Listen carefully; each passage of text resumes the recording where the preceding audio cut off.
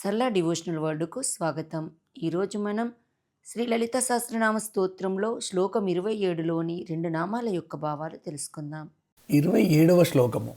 కిరీచక్రరథారూఢ దండనాథా పురస్కృత జ్వాలామాలిని కాక్షిప్త వన్హి ప్రాకార మధ్యగా.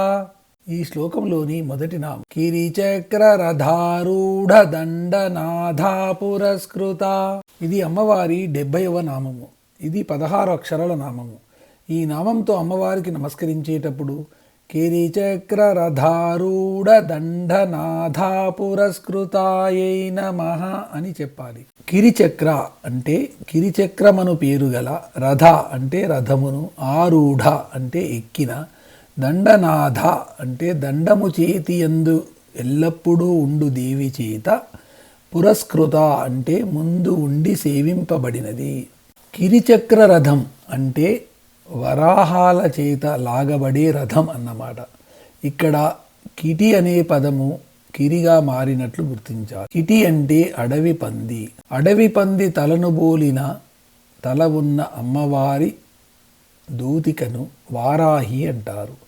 ఇలాగే వార్తాలి, భగల, ముఖి ఇత్యాది నామాలు గల అమ్మవారి దూతికలు అంటారు. వీరిని తప్పుగా ఆరాధించి క్షుద్రశక్తుల సంపాదనకై ప్రయత్నించే వాళ్ళు ఉన్నారు.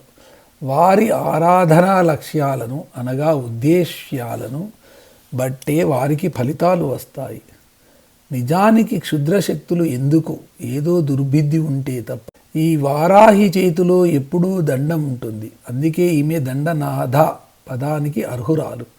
అమ్మవారికి 12 మంది సేనానులుంటారు. వీరిలో వారాహీదేవి ముఖ్యురాలు. మిగిలిన వారి పేర్లు అనుబంధంలో తెలుపబడ్డాయి. ఈ వారాహీదేహికి బీజాక్షరము హోం హోం హోం.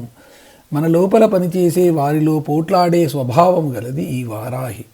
అందుకే ఎవరన్నా కోపం వచ్చినప్పుడు హుంకరిస్తారు. అంటే అనుకోకుండానే ఈ బీజాక్షరాన్ని ఉచ్చరిస్తారు. బీజాక్షరం కూడా మామూలు అక్షరమే అయితే గొంతుతో ఉచ్చరిస్తే అది గుణింతాక్షరం అవుతుంది. తో ఉచ్చరిస్తే అది బీజాక్షరం అవుతుంది. ఉచ్చరిస్తే బీజాక్షరం అవుతుంది కానీ పుస్తకంలో ఉన్నప్పుడు కాదు. ఈ నామానికి ఈ విధమైన అర్థాలు చెప్పుకోవచ్చు. 1. వరాహములచే లాగబడు చక్రములు గల రథమునెక్కిన వారాహి అని పేరు గల దండనాథచే సేవింపబడినది. 2. అవసరమునకై పోరాడుటకు సిద్ధమగు దేవతచే సేవింపబడినది. ఈ శ్లోకంలోని 2వ నామము మరియు చివరి నామము జ్వాలామాలిని కాక్షిప్త వన్హి ప్రాకార మధ్యగా. ఇది అమ్మవారి 71వ నామము. ఈ నామంతో అమ్మవారికి నమస్కరించేటప్పుడు జ్వాలామాలిని కాక్షిప్త వన్హి ప్రాకార మధ్యగాయై నమః అని చెప్పాలి. ఇది 16 అక్షరాల నామం. జ్వాలామాలినిక అంటే జ్వాలామాలిని అని పేరు గల నిత్య దేవత చేత, ఆక్షిప్త అంటే వెదజల్లబడి నిర్మింపబడిన, వన్హి ప్రాకార అంటే అగ్ని ప్రాకారం యొక్క, మధ్యగా అంటే మధ్యనున్నది. తిథులకు సంబంధించిన నిత్య దేవతలతో శుద్ధ చతుర్దశికి కృష్ణ విధియకు సంబంధించిన నిత్య పేరు జ్వాలామాలిని. ఈమె అగ్నిస్వరూపురాలు.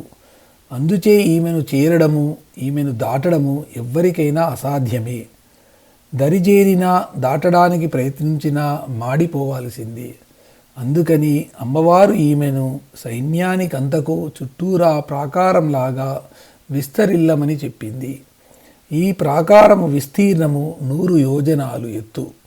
100 యోజనాలు ఎత్తు 30 యోజనాలు కలిగి ఉంటుంది. శ్రీచక్రంలో వసుకోన మధ్య భాగంలో త్రికోణాకారంగా ఏర్పడే భాగాన్ని ఈ వన్హి ప్రాకారంతో సంకేతిస్తారు. ఈ వన్హి ప్రాకారం లోపల భాగాన్ని అంతరావరణము అంటారు.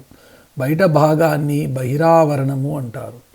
భండాసురుణ్ణి చంపగలిగే అమ్మవారి సైన్యాలు అంతరావరణంలోను, భండ సైన్యాన్ని చంపగలిగే అమ్మవారి సైన్యాలు బహిరావరణంలోనూ ఉంటాయి. దెబ్బ కొడితే మనలో ఏ భాగానికైనా తగలవచ్చుమో కానీ దెబ్బ తగని విభాగం ఒకటి ఉంది. అదే నేనుతో పిలువబడే ఆత్మ.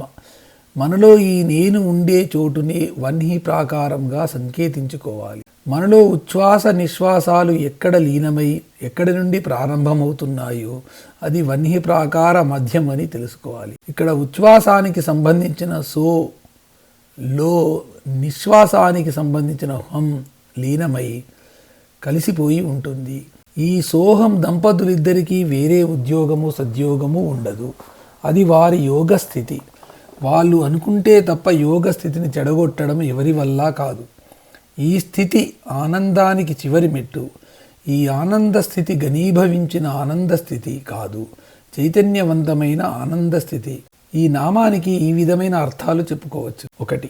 జ్వాలామాలిని అనే నిత్య దేవతచే ఆవరింపబడిన అగ్ని ప్రాకారంలో మధ్యగా ఉండునది. 2.